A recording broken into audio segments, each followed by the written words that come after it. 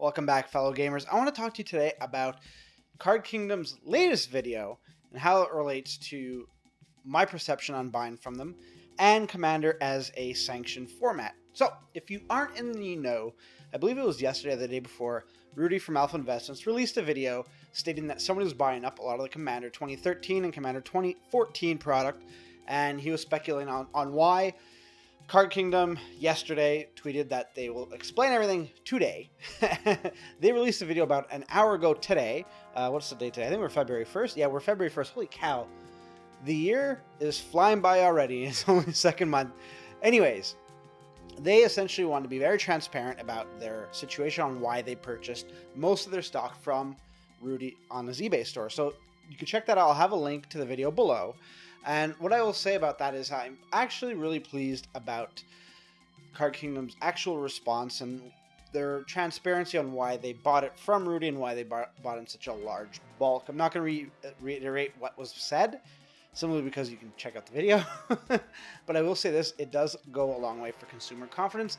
I'm really big on transparency, and I'm also really big on voting with your wallet. That's not going to come to any surprise to anybody who's seen most of my videos when I ever talk about money or purchasing stuff. It's always, vote with your wallet. Now, I do have a history with Card Kingdom. I started buying Magic cards from them back in 2009, and geez, look at this order here. Yeah, so I've been buying regularly since 2009 from them, and I think only twice have hit a problem. One of them, I think I might have been a bit unreasonable. The other one, I don't remember. I know I wasn't happy at the end of the resolution, but it was a fair one. But aside from that, I've always been treated with respect, dignity, and A1 customer service. So I would go so far as to say this just reaffirms my belief in that Card Kingdom is a valuable spot to buy Magic cards from. And these types of videos go a long way. So that's my spiel about Card Kingdom, and we're going to put that to the side now. In between the time that Rudy made the video and Card Kingdom releasing their video, a lot of people are speculating that this was because of an incoming sanctioned Commander format. I don't know if we'll ever see a sanctioned Commander format. Definitely not multiplayer. I think that's too... There's too much collusion possibilities. There's just a lot of things that happen in a multiplayer Commander game that I don't think can translate well to a competitive environment. Like, even when I play at a Grand Prix in the side events, it happened on two different occasions. Once in Montreal and once in Toronto, where I sat down with three other friends, and they took me out really quick. And then after the game was over, they just split the winnings.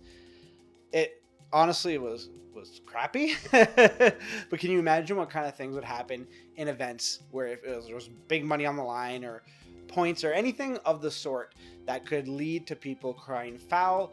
That would make it so that participation in these events would be low. Now, whether they go that way in a 1v1 route, I'm not too sure. Again, I wouldn't want that to happen because I wouldn't want it to be such a uber competitive format that it kind of loses its appeal of casual play. Now, nothing stops me or you from playing casual Commander just because there's a pro scene. We look at a lot of tabletop games that are standard, modern variants.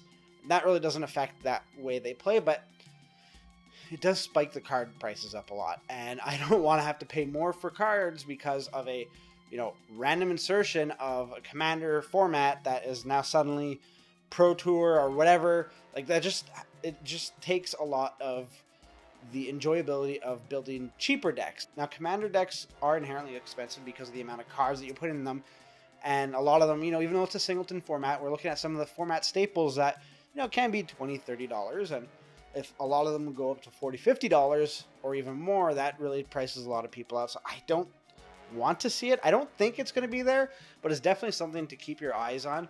I would say, if anything, if you are looking to get into Commander, or you're in it but you haven't really invested a whole lot amount of money yet, maybe you just got in, I would say just look at possibly buying the staples that go into a lot of decks. Like, it's like a Soul Ring. Thankfully, Soul Ring is no longer expensive because it's been printed ad nauseum. Definitely colorless mana rocks do get played in a lot of different decks, so those are your best bets. So if it's a $3 or $4 card, try to get it as soon as possible in case it does go up to a $10 to $12 card. Now, I don't think Soul Ring will go that high ever again, just because, as I mentioned, there's so many printed. But it is always a good idea to buy what you need first, and then buy what you see yourself building towards later on. It helps you mitigate costs. Now, this is in midst of people saying there's a decline in Magic, where prices are either flatlining or they're going to drop a bit. I would say you need to weigh the pros and cons. If you really believe that prices will decline and continue to decline, you're okay with possibly losing a few dollars here and there if the opposite is true. That's a decision you need to make for yourself, but really take the time to evaluate. Feeling that it's worth the wait, then by all means go ahead and wait it out. But if you do see yourself as this might have been a scare for you, that like, oh no, I want to get these cards, now's a good time to probably procure them in case they go up in the eventual future. Again, I don't know if it's going to be a situation where it will be due to an announcement that actually affects Commander as a format itself, or if it's just a case of more people jumping into the format for some random reason. But I'd love to hear your opinion on Commander as a format. On Card Kingdom also, have you had experience with them? Successful, unsuccessful? Do you buy from them often? Are you staying away from them? Anything that you have on Card Kingdom, I would love to hear it.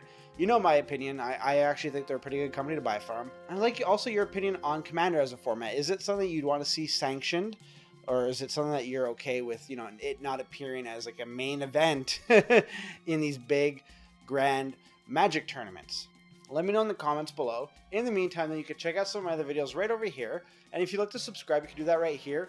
It not only lets you know when we go live during our live streams or when we upload new videos, but it ensures that you don't miss Commander content or just MTG musings that I do put out throughout the week. I'd like to thank you for making me a part of your day. And until next time, good gaming.